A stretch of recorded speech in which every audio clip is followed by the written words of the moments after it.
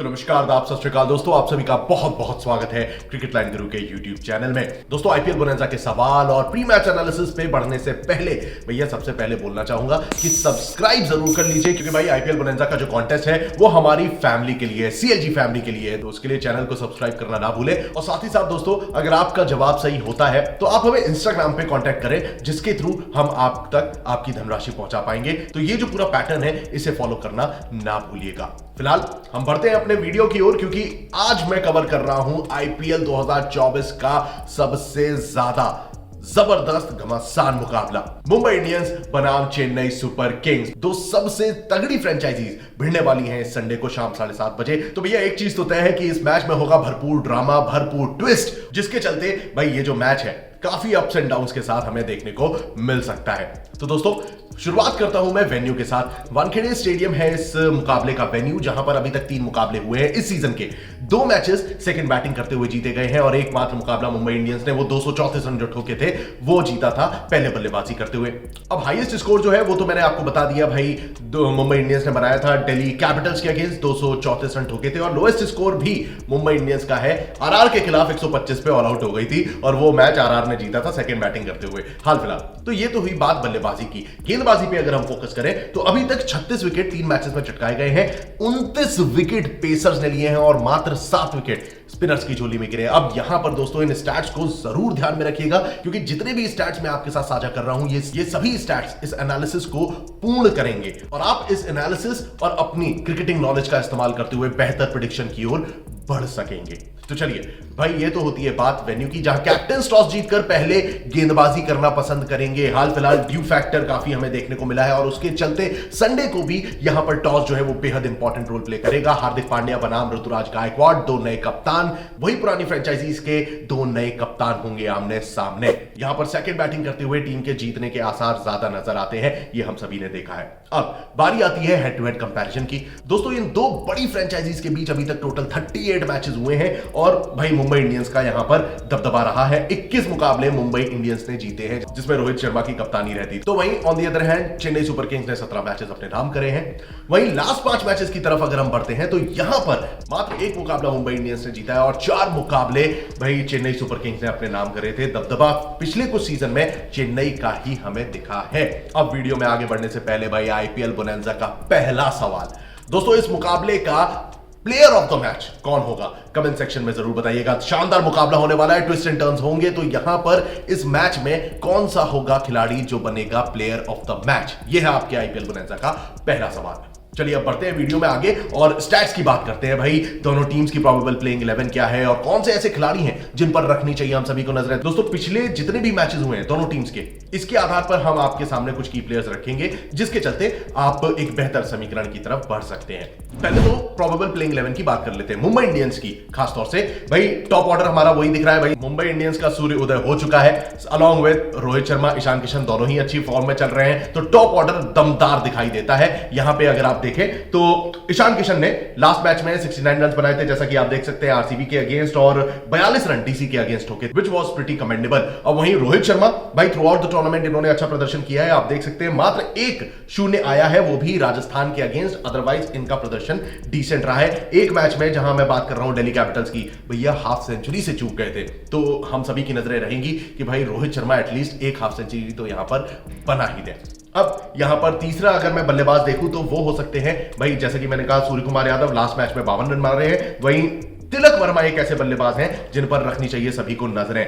Through out the tournament अगर आप देखें 64 रन एसआरएच के खिलाफ जड़े थे, 32 रन इन्होंने आरआर के खिलाफ लगाए हैं। तो ये है वो 3-4 बल्लेबाज जिनको मैं सेलेक्ट जरूर करना चाहूंगा। And if something goes wrong in the top order, क्योंकि भैया दूसरी छोर पर सीएसके है, तो यहां पर if something goes wrong in the top order तो आप टिम डेविड और हार्दिक पांड्या में से चूज कर सकते हैं। हार्दिक भी अच्छी लय में नजर आ रहे हैं भैया, छक्के चौके तो हार्दिक के बल्ले से भी निकल रहे हैं। तो हाल फिलहाल हार्दिक या टिम डेविड में से किसी एक खिलाड़ी को आप चूज कर सकते हैं। अब बारी आती है बॉलर्स की। बॉलर्स में मैं दोस्तों दो खिलाड़ियों को चूज कर रहा हूं क्योंकि बॉलिंग अटैक में अभी तक पेसर्स का दबदबा रहा है। तो भाई सबसे पहले तो जसप्रीत बुमराह आ जाते हैं, हमारे जस्सी, जिन्होंने अगर आप देखें तो 5 विकेट चटकाए थे भाई आरसीबी के अगेंस्ट, 2 विकेट इन्होंने लिए डीसी के अगेंस्ट और 3 विकेट इन्होंने चटकाए हैं भाई सबसे पहले गुजरात टाइटंस के अगेंस्ट। तो यहां पर जसप्रीत बुमराह का नाम तो डेफिनेटली आना चाहिए। और दूसरे खिलाड़ी होंगे जेराल्ड क्वेटजी। क्वेटजी के खाते में टोटल आप देखें तो 8 विकेट आए हैं, 4 विकेट इन्होंने डीसी के खिलाफ चटकाए थे इसी मैदान में। तो क्वेटजी इज अनदर प्लेयर जिसे आप अपनी भाई फैंटेसी टीम का हिस्सा बना सकते हैं। तो दोस्तों ये तो हो गए 2 बॉलर। अब इन 2 गेंदबाजों के अलावा अगर आप मुंबई इंडियंस के किसी और गेंदबाज को चूज करना चाहें तो वो हो सकते हैं आकाश मधवाल। पेस अटैक के हिसाब से दोस्तों बता रहा हूं, जैसे कि मैंने आपको पहले वेन्यू में बताया था 36 विकेट चटकाए गए थे टोटल, जिसमें से 29 विकेट इस सीजन में जो 3 मैचेस हुए हैं 29 विकेट पेसर्स ने लिए हैं। तो ये जो मैंने स्टैट्स उसके मद्देनजर रखते हुए मैंने यहां पर प्लेयर्स चूज करे हैं। ये होती है पूरे स्टैट्स। भाई प्लेइंग 11 की अगर मैं बात करूं तो आपको सामने नजर आती है मुंबई इंडियंस की, जिसके की प्लेयर्स मैंने अभी आपके साथ साझा कर दिए हैं। अब ये तो है मुंबई इंडियंस की प्लेइंग 11। नजर डालते हैं सीएसके की प्रोबेबल प्लेइंग 11 पे। टॉप ऑर्डर वही हमें नजर आने वाला है भाई। सीएसके बहुत ही कम ऐसा होता है जो बहुत ही बड़े चेंजेस करे। ऋतुराज गायकवाड़ और रचिन रविंद्र दोनों ही हमें बल्लेबाजी के लिए ओपन करते हुए नजर आएंगे। अब गायकवाड़ ने पिछले मैच में यानी कि भाई कोलकाता नाइट राइडर्स के अगेंस्ट जब मैदान में अपने मैदान में मुकाबला हुआ था उसमें 67 रन जड़े थे और साथ ही साथ 46 रन की पारी जीटी के अगेंस्ट खेली थी। तो भाई कंसिस्टेंसी थोड़ी सी डामाडोल हो रही है, बट फॉर्म में अगर बल्लेबाज आ गया तो टॉप ऑर्डर में भाई तबाही मचा देगा। और रचिन रविंद्र ऐसे बल्लेबाज है जो तेजी से रन स्कोर करना जानते हैं। भाई अगर आप देखें तो सिर्फ एक 46 और 37 2 बड़े ऐसे स्कोर इन्होंने टारगेट किए हैं, उसके अलावा कोई आउट ऑफ द बॉक्स पारी नहीं खेली है, बट स्टिल तो ओवरऑल अगर आप देखें तो he is doing pretty well. तेजी से रन स्कोर कर रहे हैं और बड़ी पारी अगर आती है तो सीएसके के लिए काफी महत्वपूर्ण होने वाली है। अगर सेकंड बैटिंग करती है तो आप इन दोनों को चूज जरूर कर सकते हैं। तीसरे बल्लेबाज की तौर पे अगर आप देखें तो शिवम दुबे को भी आप सेलेक्ट कर सकते हैं, जिन्होंने अभी तक एक हाफ सेंचुरी जड़ी है और 45 रन एसआरएच के अगेंस्ट जड़े थे। तो ये एक ऐसे बल्लेबाज होंगे जिन पर सभी की निगाहें डेफिनेटली रहेंगी। बड़े बड़े गगनचुंबी छक्के भैया ये जड़ने वाले हैं इस अपकमिंग कॉन्टेस्ट में। मैदान है वानखेड़े का छोटा। अगर सेकंड बैटिंग करते हैं तो यहां पर शिवम दुबे की बल्लेबाजी पर आप सभी ध्यान जरूर रखिएगा। ये तो हुई बात बल्लेबाजी। अब इनके अलावा दोस्तों और कौन से खिलाड़ी हैं जो कि आप पिक कर सकते हैं? रहाणे, दूसरे हो गए रविंद्र जडेजा, जिनको मैं बॉलिंग में चूज कर रहा हूं। अब भले ही स्पिनर्स ने अच्छा प्रदर्शन नहीं किया, बट जडेजा का वो करिश्मा अभी तक हमें देखने को नहीं मिला था एक फास्ट मूविंग ट्रैक पर। मुंबई के ट्रैक पर कैसा प्रदर्शन करते हैं जडेजा, वो देखना होगा।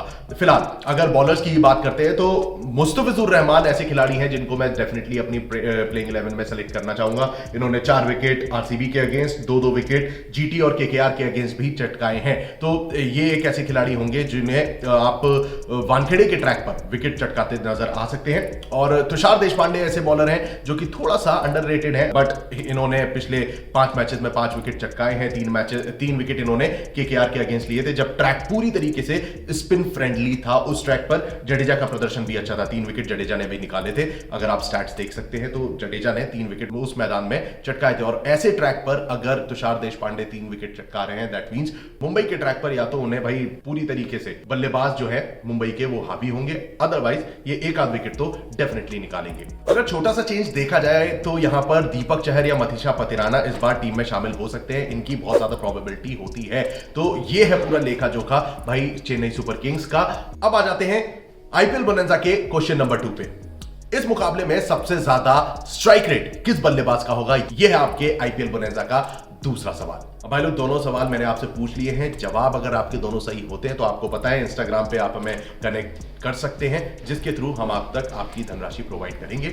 अब फाइनली वीडियो को खत्म करने से पहले भाई एक चीज तो मैंने आपको साफ बता दी थी कि ये जो ट्रैक है अगर ड्यू फैक्टर यहां पर आता है तो सेकंड बैटिंग करने वाली टीम पर ही दाव लगाना सबसे ज्यादा भाई फायदेमंद होने वाला है।